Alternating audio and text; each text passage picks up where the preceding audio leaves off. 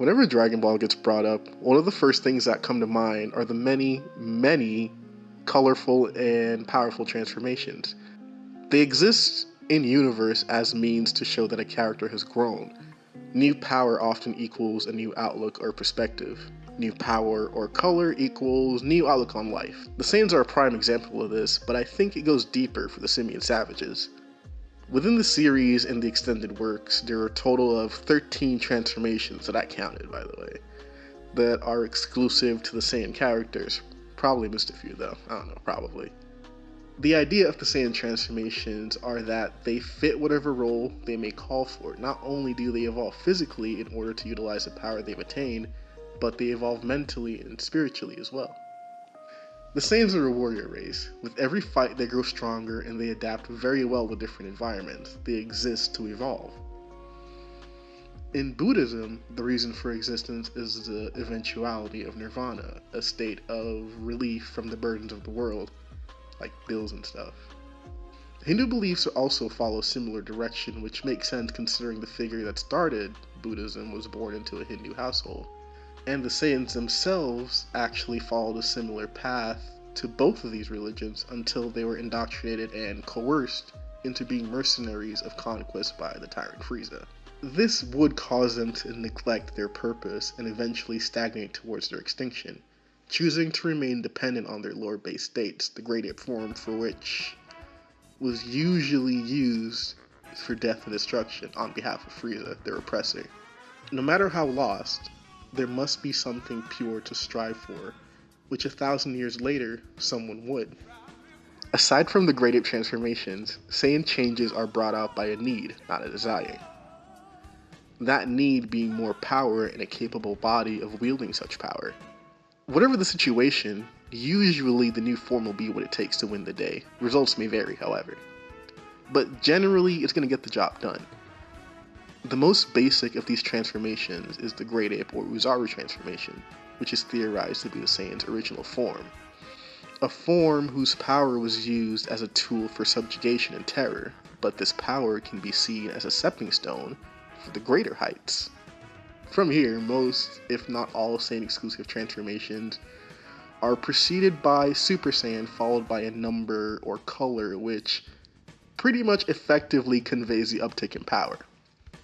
The transformations themselves are varied enough physically, what they represent mentally and therefore spiritually is vastly understated. The Super Saiyan form is a long forgotten state made myth that became foreign to the masses, not too dissimilar to our own history, with the ideas of enlightenment and transcendence, if you believe in that sort of stuff, that became lost after the destruction of an ancient civilization, the original Saiyans along with their planet. The form became legend and detached from the redeveloped Saiyans that lean more towards selfish ways of living. It wasn't until 1,000 years later that someone who was completely detached from the Saiyan culture that the form would appear again. Someone who lived not necessarily selflessly. Goku has admitted himself to be pretty selfish, but rather he lived for self-improvement, fulfillment, and harmony with nature. He allowed himself to be, and he allowed himself to feel, with his own spiritual development triggering the very same in others, a synchronicity and enlightenment. Interestingly enough, Vegeta, who was the next person to transcend, wasn't at all a nice person, not even decent, yet he did it anyways. He did because he was honest with himself and took a huge leap towards self-actualization. Unfortunately, though it was merely a step, only the first level. We often fall short in our journey, spiritually and otherwise, for many reasons, a main one being hubris, just like our proud prince. The intensity of that leap of faith causes us to be complacent, but there is always room to grow and always wider perspectives. The following forms follow a simple principle of achievement, with Super Saiyan 2 needing even greater emotional catharsis, 3 and up requiring an intimate awareness of self, and later divine knowledge. Super Saiyan 3 utilizes the Saiyan's hidden full potential to draw out on their natural reserves, a very taxing form that can only be done by being aware of one's depths, fully utilizing one's understanding of their own power. Thought once to be the absolute limit of a Saiyan's power, drawing on absolutely everything, but no, it really wasn't. It was a branch of a very large tree, their own tree of life.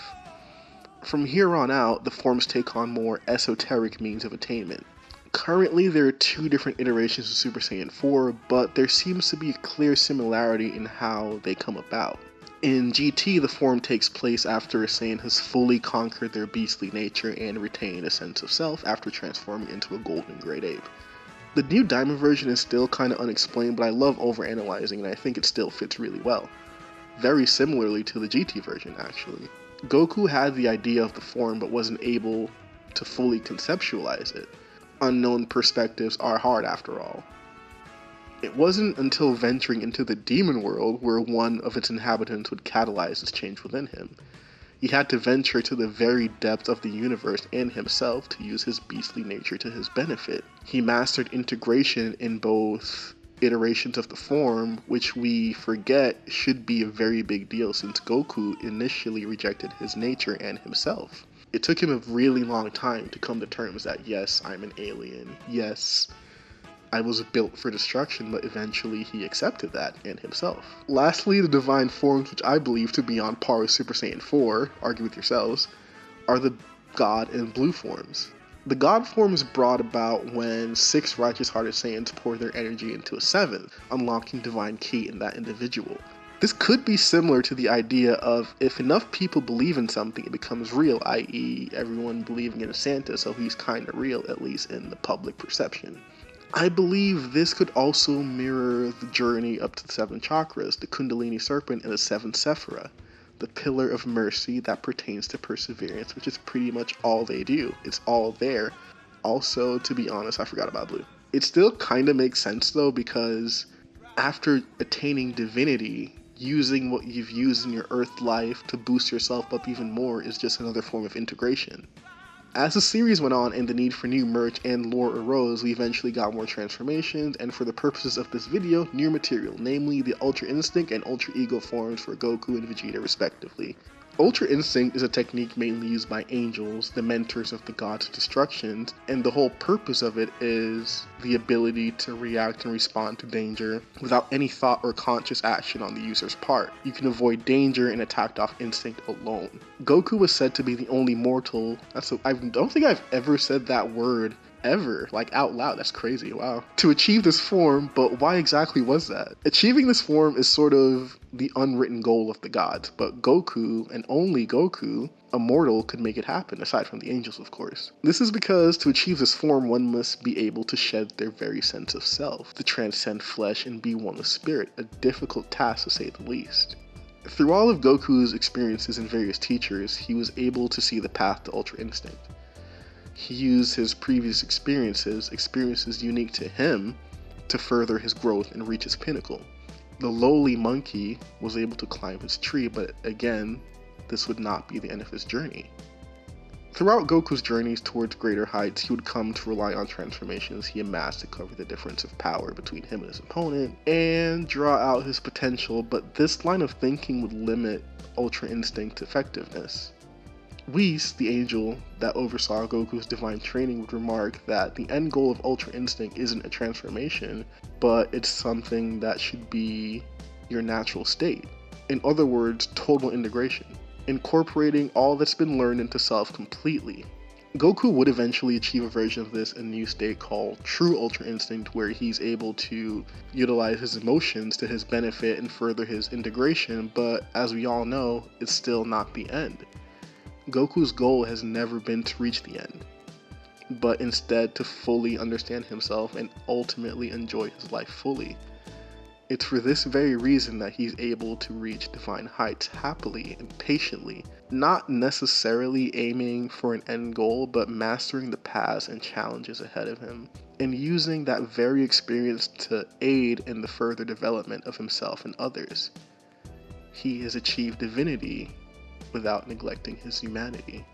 On the flip side, there's Vegeta, the prideful prince who's always been at the heel of Goku's progress, but eventually made the decision to go on his own and forge a path unique to him and blaze his own trail. This epiphany did come after he failed to get Ultra Instinct. Honestly, that's so real. This failure did lead the way to his own transcendence, not from shedding self, but pure self-acceptance. Ultra Ego. This is also a technique of divinity, but for the destroyer gods, specifically a technique where you only think about destruction. Before creation, there must always come destruction. A quote that Beerus, the god of destruction, often recites before he blows something up, normally a planet or something. Through this technique, the user puts to use their passions, indulgences, and very nature which grant them power. A big difference, a stark contrast to Ultra Instinct, where one must conquer themselves and rise above their lower nature. Ultra Instinct, or Ultra Ego, accepts it all and lets it work for the user. The most interesting aspect of this transformation, in my opinion, is the idea that it draws power from concepts that could be regarded as harmful or obstacles towards enlightenment, but really, it seems to be far from the case. The ego is the self, and though it may seem as if the ego is something to be shed in order to transcend, but that isn't necessarily always the case. There's a different path for everybody. Ultra Instinct was perfect for somebody like Goku, a guy who didn't really know about his heritage until after he was fully developed as a man, as a person, and someone who was not bound by that same heritage and the responsibilities of his race. He was just Goku from Earth. Vegeta, who's defined by who he is and what he's done, can't easily shed what makes him him. Frankly, he doesn't want to or needs to. He's proud of who he is and where he's from. And to find a path to divinity that celebrates that very pride and power is really a blessing.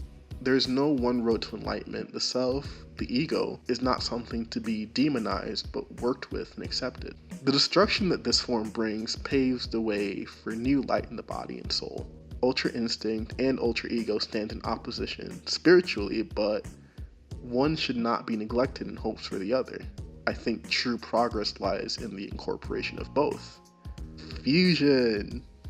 Fusion's been a concept in Dragon Ball for a while now, mainly used by the cast to bridge a gap in power between them and their opponent.